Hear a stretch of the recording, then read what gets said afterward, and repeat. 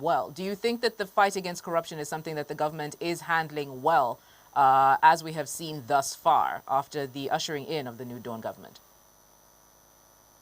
Well, I mean, it's a very dicey thing in my view. You know, like Rostow, in his economic theory would bring it, or would argue the takeoff stage at this point for the New Dawn government is been very turbulent, extremely turbulent.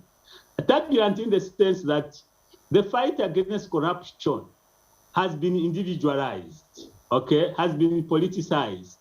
It's no longer a national agenda, okay? It is a family agenda, or it is an individual agenda, and then the individuals try to protect their families, you know, their relatives, and so on and so forth. That is where the problem is. Because if it is a national agenda, Comrade Amina, no one would be so agitated when I am arrested on accusation of corruption. More especially that our laws are clear that I'm innocent until I'm proven guilty. More especially also that now when I'm arrested, as long as the case is bondable and bailable, I'm still enjoying my freedom outside until I'm tried and I'm found guilty.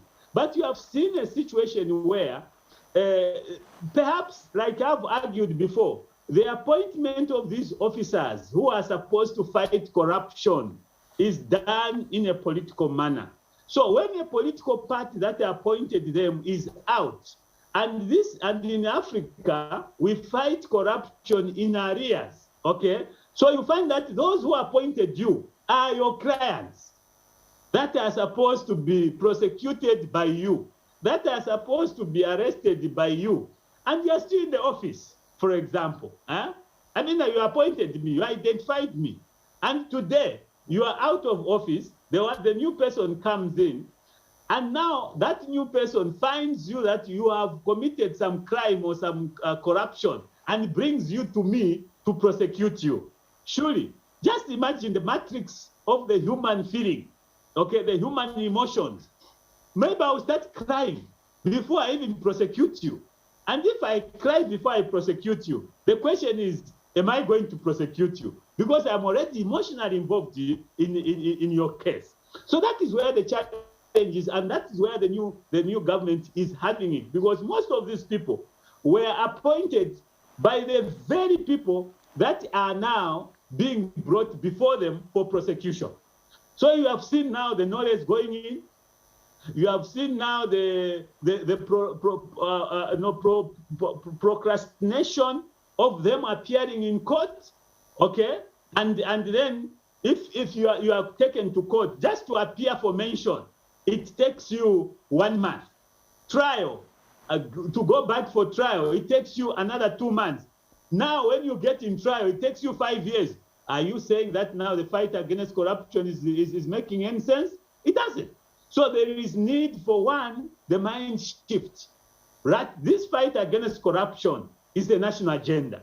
Whoever comes, whether I'm appointed by the very person who has been brought before me, my role is to be patriotic to the Zambian people, to be patriotic to Zambia, and not to exercise patronage to the people who appointed me. And that is where the challenge has been, patronage versus patriotic. In Zambia, we exercise more patronage than patriotism.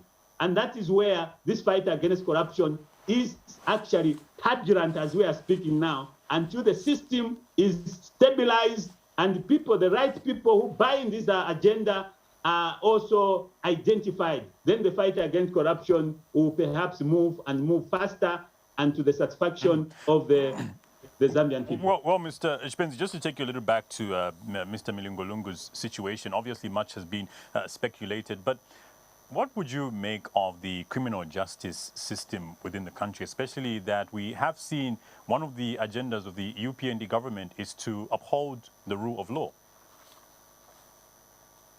Well, I mean, first and foremost, our system justice, criminal justice, our criminal justice is extremely frustrating and sometimes extremely irritating because it is very slow, extremely slow. Because just even today when you are accused, a simple case will take you a year, okay? You take you a year just to be disposed of. Okay, I'm one of those who suffered this criminal, who suffered under this kind of criminal justice existing. Just a simple case took me 1 year. And imagine that 1 year, it means that you have to pay the lawyers. It's a very costly exercise. Two, emotionally, you are affected because you are not free. And you know what you are going to face if you are found guilty. For example, if it's life imprisonment, it means that as you are moving, as you are walking, as you are doing whatever you are doing, there is an axe on top of your head that you, if you are found guilty, you go in for life imprisonment. And this takes 3, 4, 5 years just to be tried. So that is how our justice system is very, so tormenting. You are already in jail before you are in jail, which is extremely very bad. So we need to transform that also. We hope that the new Chief Justice will transform the judiciary so that some of these things, if it's within a year, you are charged, your mind will be set for whatever case you want to go, than going with a tag of a criminal for 5 years, and yet you are innocent. Have you seen that? So you dent your name for 1 year, or for 2 years, or 5 years, for 10 years, you are called a criminal. Then tomorrow, when the judgment comes, they say, no, you have been acquitted. You are an innocent. Now imagine, who believe you? Because even some of those who are following your case would have stopped.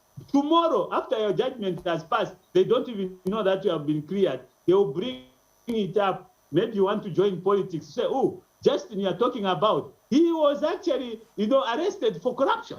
Then you start suing each other for defamation. Yet it is the criminal justice system that has made you to be where you are and to make people to be oblivion of what was happening due to its slowness. Of course, they say that the law of justice, the wheels of justice are slow, but they still reach their destination. Can't we make them fast? Can we still be in the old train that takes 10 hours to reach Livingston? We need to modernize. We need to modernize how we do things, I think, for the betterment of our people. Well, Mr. Chipenzi, thank you so much for joining us this morning on the Diamond Breakfast. Thank you so much. I think we continue to interrogate, and more importantly, Justin and Amina, is to interrogate and find means on how we can make the DPP appointment, recruitment, appointment, and tenure, of course, is already protected, to be away from the political process that identifies this person, so that we can talk about a DPP, Attorney General, Solicitor General, that can transcend, across regimes, administration. This system of when an administration, even within a government, within some political party, the moment one president goes, the DPP is thrown out. The Attorney General is thrown out. The Solicitor General is thrown out. It's because of how these people come into office. They are politically identified people. They are brought in by a political process, and they can be thrown and have been thrown by a political process. That we must start finding a way and a solution to this. Thank you. All right. We're speaking with Gears Initiative Executive Director MacDonald Chipenzi, just overall looking at the government's efforts to fight corruption. And so much has been said. And one of the things he did touch on is the wheels of justice and how slow they are within Zambia. And it actually takes me back to how this conversation did come up, and there was an economic and recovery fast track court, if I'm not mistaken, that has been implemented in the judiciary. And one of the things that this particular court is for is to deal with corruption in this manner, and it should be done with haste. But regardless, does this simply mean after its implementation that we're still getting to see justice prevailing at a very slow pace? The slow wheels of justice are not unique to Zambia. It's something that I think a number of citizens in a number of countries will complain about. I remember hearing about this during the infamous, I think it was the George Floyd trial, but then there were other cases that people were now bringing up and saying, okay, why are we fast-tracking this? There was this case and this case and this case.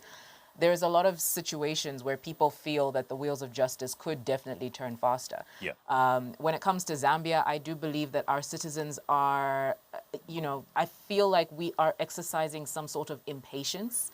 And there's certain situations where, yes, do they need to be faster? Most definitely. But then in certain situations where we are dealing with corruption and at the grand level that we are looking at it, that it may be taking place, it's not going to happen at the drop of a finger. It's not going to happen at the snap of a hat or when you want it to. There are certain processes that will need to be combed through. And we've had our government officials announce this time and again. Yeah. This is going to take time. We need patience and also let us work. So in giving checks and balances, as we so love to do, there also needs to be room in order to work.